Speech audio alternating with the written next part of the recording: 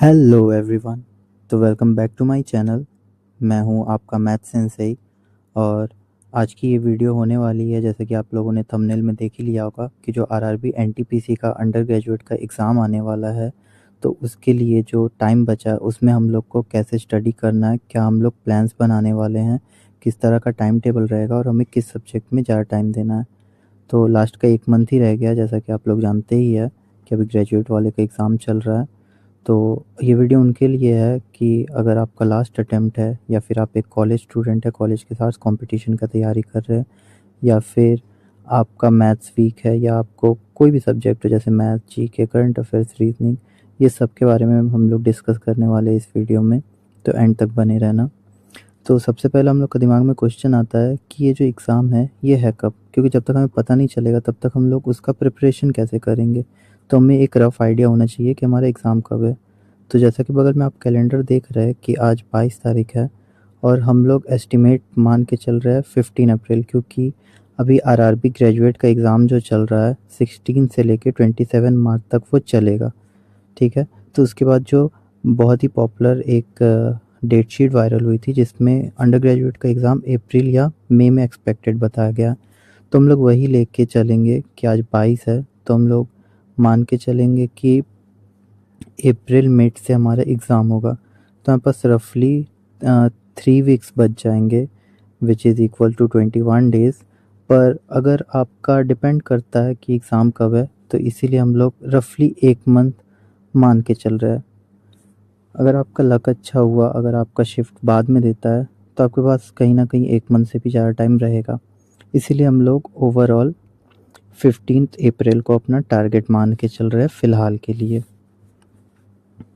तो सबसे पहले हम लोग टाइम टेबल देखेंगे, क्योंकि टाइम टेबल होना बहुत ज़रूरी है। क्योंकि अगर आप लोग टाइम टेबल नहीं बनाएंगे और आप लोग प्रॉपर स्टडी नहीं करेंगे टाइम टेबल से, तो फिर आप लोग का सिलेक्शन मतलब बहुत टफ हो जाएगा।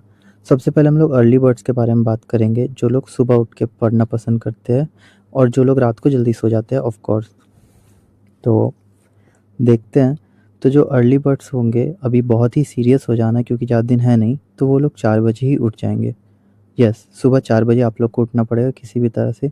और स्टार्टिंग का जो आधा घंटा होगा उसमें आप लोग वार्म अप करेंगे और फ्रेश हो जाएंगे। जो भी आप एक्सरसाइज अगर करना चाहे या फिर कुछ भी एक्सटर्नल वर्क, आप लोग खुद को बस प्रिपेयर कर लेना। देन फर्स्ट शिफ्ट जो हम लोग का रहेगा वो होगा 4:30 से लेके 6 बजे का। सुबह सुबह माइंड फ्रेश रहेगा, इसीलिए हम लोग जीके पढ़ेंगे। जीके में वो भी फ्रेश टॉपिक्स जिसमें आपने या तो ना पढ़ा हो या फिर जो आपका वीक पोर्शन हो, तो हम लोग उसको कवर करेंगे। देन फिर हम लोग आ जाते हैं अपने नेक्स्ट स्लॉट में, जो कि रहने वाला है, जो कि बहुत बड़ा है, सुबह 6 बजे से लेके 8 बजे तक। इस टाइम हम लोग कर रहे होंगे करंट अफेयर्स। करंट अफेयर्स को हम लोग इतना टाइम क्यों दे रहे हैं, क्योंकि जैसा कि अगर आपने पहले एग्ज़ाम दिया होगा तो आप लोग को पता होगा कि करंट अफेयर्स काफ़ी पूछते हैं। लाइक एग्ज़ाम में 40 में से 20 से 22 क्वेश्चन आ जाते हैं करंट अफेयर्स के। तो इसीलिए ये बहुत बहुत बहुत इम्पॉर्टेंट रहने वाला है, और ये वेरी भी करता है शिफ्ट वाइज। तो हम लोग मान के चलेंगे कि इससे बहुत क्वेश्चन आएंगे, इसलिए हम लोग इससे 2 घंटा करेंगे। 2 घंटा में क्या करना है वो हम लोग आगे वैसे डिस्कस करेंगे, पर आप लोग लेक्चर देख सकते हैं और आप लोग एमसीक्यू कर सकते हैं। बाकी डिटेल में मैं आगे बताऊंगा। सब्जेक्ट वाइज मैंने डिस्ट्रीब्यूट किया है। तो जो हम लोग का फिर हम लोग थर्ड टाइम में 8:30 से लेके 10 बजे तक टेस्ट देंगे। टेस्ट देना बहुत ही इम्पॉर्टेंट हो जाता है, क्योंकि अब जैसे कि एग्ज़ाम क्लोज है, जब तक हम लोग टेस्ट नहीं देंगे तो हमारा एक्यूरेसी वगैरह सब मैटर करेगा। इसीलिए टेस्ट देना ही बहुत इम्पॉर्टेंट है during this last days. Then हम लोग 10 से 11 उसी टेस्ट का एनालिसिस करेंगे। अब ये एनालिसिस क्यों इम्पॉर्टेंट है, क्योंकि जब तक आप लोग एनालिसिस नहीं करेंगे तो जो भी आपका वीक पोर्शन है वो वीक ही रह जाएगा, और हमें हमारे वीक पोर्शंस को करेक्ट करके वो मिस्टेक दोबारा रिपीट नहीं करनी है। तो इसीलिए हम लोग टेस्ट का 1 आवर तक एनालाइज करेंगे। देन हम लोग 11 से 12 एक रेस्ट लेंगे छोटा सा, क्योंकि ऑलरेडी हम लोगों ने सुबह से बहुत कुछ पढ़ लिया, इसलिए हम लोग 1 आवर का रेस्ट लेंगे। तो रेस्ट लेने के बाद जो हमारी अगली सीटिंग होगी वो होगी अरिथमेटिक सब्जेक्ट के लिए, जो कि है मैथ्स। तो हम लोग 12 से 2 करेंगे मैथ्स को। ये टाइम पे हम लोग इसलिए कर रहे हैं क्योंकि सुबह उतना कुछ मतलब ज़्यादा थ्योरी होने के बाद हमें थोड़ा प्रैक्टिकल क्वेश्चंस करने में अच्छा लगता है, तो इसीलिए हम लोग 12 से 2 मैथ्स को करेंगे।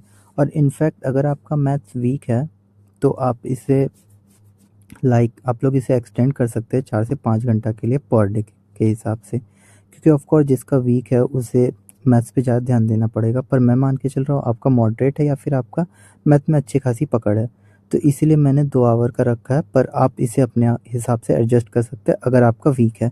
और सेम दूसरे सब्जेक्ट के लिए भी एप्लीकेबल होगा। देन हम लोग 2 से 3 लंच करने के बाद हम लोग 3 से 4 रीजनिंग करेंगे। हम लोग 3 से 4 में रीजनिंग इसलिए कर रहे हैं क्योंकि खाने के बाद हम लोग थोड़े मतलब सुस्त टाइप हो जाते हैं, हमें नींद आने लगता है, इसलिए हम लोग रीजनिंग कर रहे हैं। देन हम लोग 5 से 6 करेंगे जीके या फिर कंप्यूटर। तो ये हम लोग इस टाइम कर रहे हैं क्योंकि हम लोग रीजनिंग करने के बाद हम लोग थोड़े एक्टिव हो गए, तो इसीलिए हम लोग 4 से 5 ब्रेक लेने के बाद या आप जो भी करो तो हम लोग 5 से 6 जीके और कंप्यूटर करेंगे। कंप्यूटर भी बहुत इंपॉर्टेंट हो जाता है अगर हम लोग एनटीपीसी का प्रिपरेशन देख रहे हैं, क्योंकि कंप्यूटर से अच्छे खासे क्वेश्चन आ जाते हैं। ठीक है, तो जो कंप्यूटर है उससे 4-5 क्वेश्चन तो आ ही जाते हैं। ठीक है, और बाकी एग्ज़ाम के हिसाब से इसका अलग पर्सपेक्टिव रहेगा, पर एनटीपीसी के हिसाब से इससे 4-5 क्वेश्चन आ जाते हैं। देन हम लोग इसके बाद फाइनली 6 से 7 हम लोग लास्ट टाइम रिवीजन करने वाले हैं, जो भी हम लोगों ने सुबह से स्टडी किया। ये भी बहुत इंपॉर्टेंट पार्ट है, इसे आपको स्किप नहीं करना है, क्योंकि जो भी हम लोग रिवीजन करके सोएंगे फिर वो हमारे कॉन्शियस माइंड में चला जाएगा। अगर एक बार वो सबकॉन्शियस माइंड में चल जाए तो फिर वो हमें लॉन्ग टर्म तक याद रहेगा। देन अब हम लोग आ जाते हैं नाइट आउल्स पे अपने। मैं खुद एक नाइट आउल हूँ, तो ये मेरा टाइम टेबल है। तो हम लोग सुबह 11 बजे उठेंगे। देन हम लोग 11 से 12 फ्रेश होंगे, ब्रेकफास्ट खाएंगे, नहा लेंगे, सब मतलब सेट हो जाना है। तो हम लोग 12 से जो अपना फर्स्ट सेशन करेंगे, और इसमें हम लोग करने वाले हैं रिवीजन। हाँ बिल्कुल, क्योंकि हम लोगों ने रात को बहुत कुछ पढ़ा हुआ होगा। अर्ली बर्ड के केस में ऐसा था कि हम लोग सुबह उठ के फ्रेश टॉपिक पढ़ रहे थे, पर हम लोग यहाँ दोपहर में ही उठ रहे हैं, इसीलिए हम लोग सबसे पहले रिवीजन करेंगे जो भी हम लोगों ने रात भर में पढ़ा था। अगर टाइम बच रहा है तो आप करंट अफेयर्स भी कर सकते हैं। ठीक है, तो ये हो गया। देन हमारा नेक्स्ट स्टडी सेशन रहेगा, पहले हम लोग लंच कर लेंगे, 2 से 3 लंच करने के बाद। देन हम लोग 3 से 5, क्योंकि ऑफकोर्स हम लोग सुस्त रहेंगे तो हम लोग 3 से 5 मैथ्स को देंगे। तो ये भी यहाँ पे सेम केस है, अगर आपका मैथ्स वीक है तो इसको आप 4 से 5 घंटा कर सकते हैं डेली के हिसाब से। पर मैं मान के चल रहा हूँ आपका मॉडरेट है या फिर आप अच्छे खासे लेवल पे हो मैथ्स में, तो इसीलिए मैंने 3 से 5 का स्लॉट मैथ को दिया। अब ये जो 5 से 7 का स्लॉट है, क्योंकि हम लोग रात भर थोड़े टायर्ड वायर्ड होंगे, फटीक वगैरह, तो आप लोग यहाँ पे या तो कोचिंग चल जाओ या बाहर चले जाओ। ये 2 घंटा आपका अपना रहेगा, इस पे मैं कुछ भी डिस्टर्बेंस नहीं करने वाला हूँ। ठीक है, तो ये 2 घंटा के बाद जब हम लोग आएंगे तो हम लोग 7 से 8 रीजनिंग करेंगे। आते ही बहुत ही टफ चीज़ लेके नहीं बैठना है, और रीजनिंग बहुत ईजी ही है, इसीलिए हम लोग इसे 7 से 8 एक ही आवर देंगे। अगर आपकी वीक है तो आप ज़्यादा कर सकते हैं। तो हम लोग 8 से 9:30 तक टेस्ट देंगे। ऑफकोर्स हम लोग को टेस्ट तो देना ही पड़ेगा। देन 9:30 से 10 आप एनालिसिस कर देना, यहाँ मैं लिखना भूल गया था। तो ऑफकोर्स एनालिसिस बहुत इंपॉर्टेंट है, इसे आपको किसी भी हाल में स्किप नहीं करना है। देन 10:30 से 12:30 हम लोग फर्स्ट सीटिंग होगी रात वाली, जिसमें हम लोग जीके के फ्रेश टॉपिक्स करेंगे। ये चीज़ अर्ली बर्ड्स के लिए पहले थी, पर हमारे लिए रात में है। 10:30 से 10:30 के बीच में आप लोग को डिनर कर लेना है। उसके बाद हमें अपनी फर्स्ट सिटिंग में बैठनी है रात की। देन हमारी जो जीके फ्रेश टॉपिक होने के बाद हम लोग अपने सेकंड सिटिंग में बैठेंगे 12:30 से 2 की। इसमें हम लोग कंप्यूटर करेंगे। हमारे जो भी वीक पोर्शंस है वो कुछ भी हो सकती है, जैसे करंट अफेयर्स या फिर एनीथिंग जो भी आपका वीक हो, मैथ वगैरह, रीजनिंग। तो हमारे वीक पोर्शंस को हमें यहाँ पे टाइम देना है।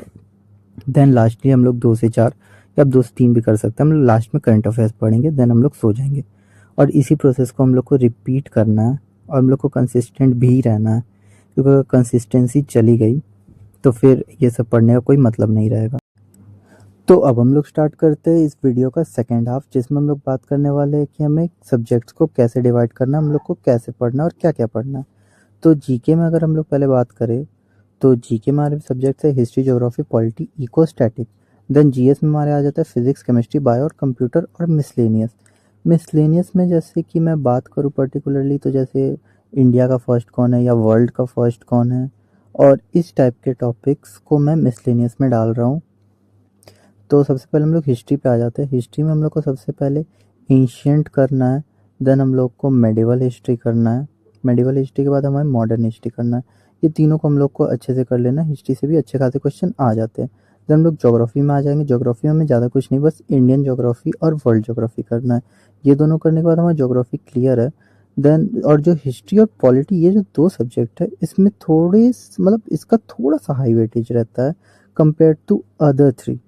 मतलब हिस्ट्री और पॉलिटी में थोड़े ज़्यादा क्वेश्चंस आ जाते हैं।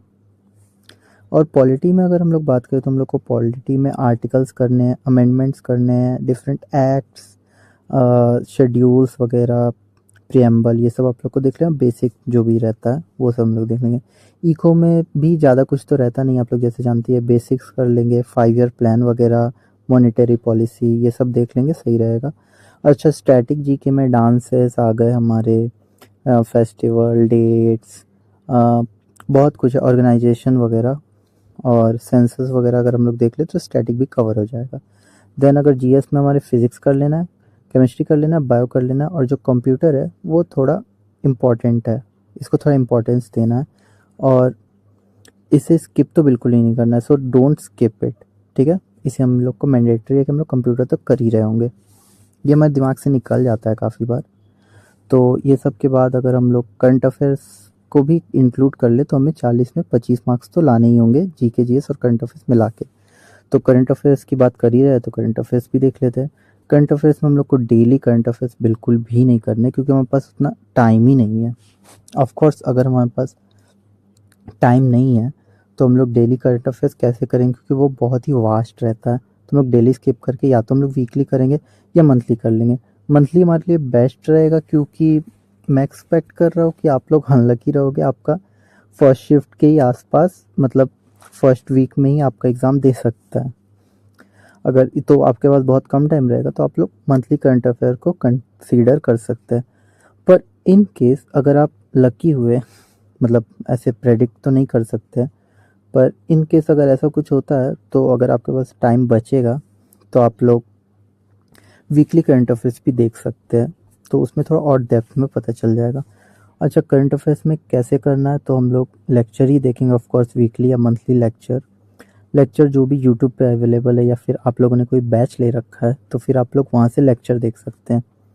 लेक्चर के बाद हमें प्रैक्टिस करना है और टेस्ट्स भी देना है, इंपॉर्टेंट टॉपिक्स देखने हैं। बुक्स में मैं एक स्पीडी की बुक रेकमेंड कर सकता हूँ, ईयरली बुक जो आती है स्पीडी की, 100 रुपये कुछ आती होगी, वो आप लोग ले सकते हैं, मैगजीन टाइप की रहती है, उसमें एमसीक्यू वगैरह भी रहते हैं। देन मैथ्स में आ जाते हैं।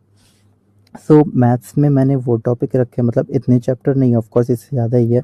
तो ये वो सब टॉपिक है जो या तो ट्रिकी है या टफ है या फिर कंफ्यूजिंग होता है, या फिर जिसमें बच्चे सिली मिस्टेक कर जाते हैं।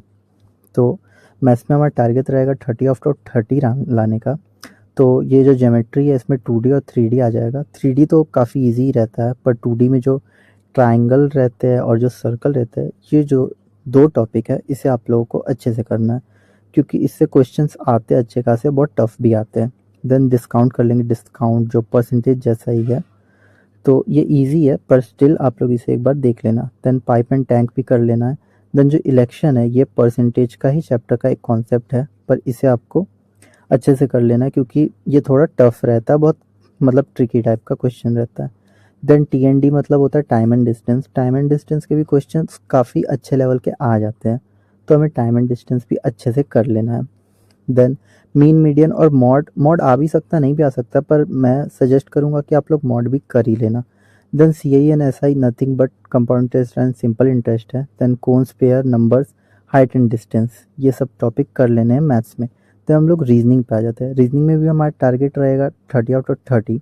इसमें भी हम लोग वही चैप्टर्स देख रहे हैं जो या तो ट्रिकी है या टफ है, जिसमें या फिर हम लोग सिली मिस्टेक कर देते हैं, क्योंकि ऑफ कोर्स रीजनिंग काफ़ी इजी होती है, पर ये जो कुछ चैप्टर है जैसे सिटिंग सीरीज, कैलेंडर, रैंकिंग, ये सब चैप्टर्स जो भी है, ये सब थोड़े ट्रिकी क्वेश्चन आ जाते हैं।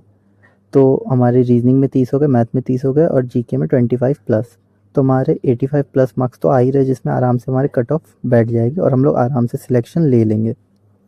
तो यही सब है, ये सब देख लेना आप लोग। तो ये टाइम टेबल है अर्ली बर्ड्स का। देन ये टाइम टेबल है नाइट आउल का, आप लोग इसे एक बार अच्छे से देख लो।